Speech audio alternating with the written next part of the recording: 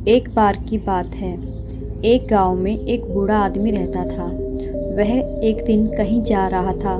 तभी उसकी नज़र एक कपड़े के व्यापारी पर पड़ी, जो दुखी और हताश दिखाई दे रहा था। बूढ़ा आदमी चलकर उनके पास गया और पूछा कि तुम इतने उदास क्यों हो?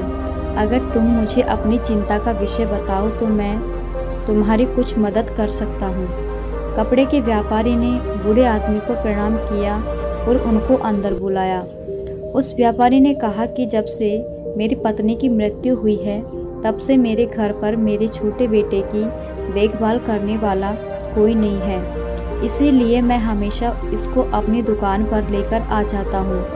लेकिन ये मेरी दुकान पर आने वाले हर ग्राहक की पगड़ी को उछाल कर फेंक देता है। कभी कभी उनका झोला उठाकर बाहर फेंक देता है। मैंने इसको बहुत समझाया, डांटा, लेकिन यह नहीं समझा। इसकी इस हरकतों की वजह से मेरे सारे ग्राहक खुद को अपमानित मानकर वापस चले जाते हैं। बूढ़ा आदमी बोला, मैं तुम्हारी सहायता कर सकता हूँ, पर तुम मुझे वचन दो कि मैं जो भी करूँगा तुम उसमें दखल अंदाजी नहीं करोगे, ना ही कोई प्रश्न करोगे। व्यापारी बूढ़े आदमी को वचन दे देता है। अगले दिन बूढ़ा आदमी पगड़ी पहनकर आया और एक ग्राहक की भांति आकर बैठ गया। व्यापारी का बेटा आया और बूढ़े आदमी की पगड़ी को उछाल दिया। बूढ़ा आदमी मुस्कुराया और कहा, बहुत अच्छा, जाओ उस पगड़ी को वापस लेकर आओ। वह बच्चा दौड़कर गया और पगड़ी लाकर बूढ़े आदमी को दे दी।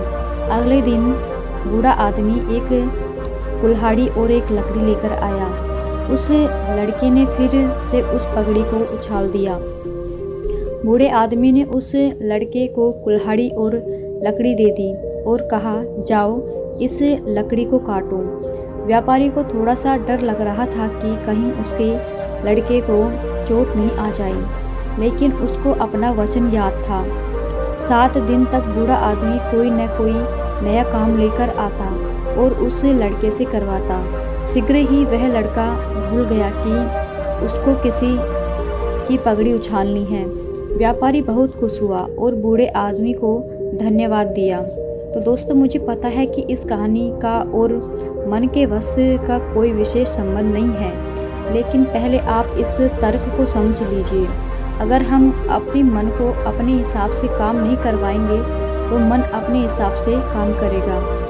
तो दोस्तों, यदि आपको यह स्टोरी पसंद आई हो तो हमारे चैनल मोटिवेशनल स्टोरी को सब्सक्राइब करें।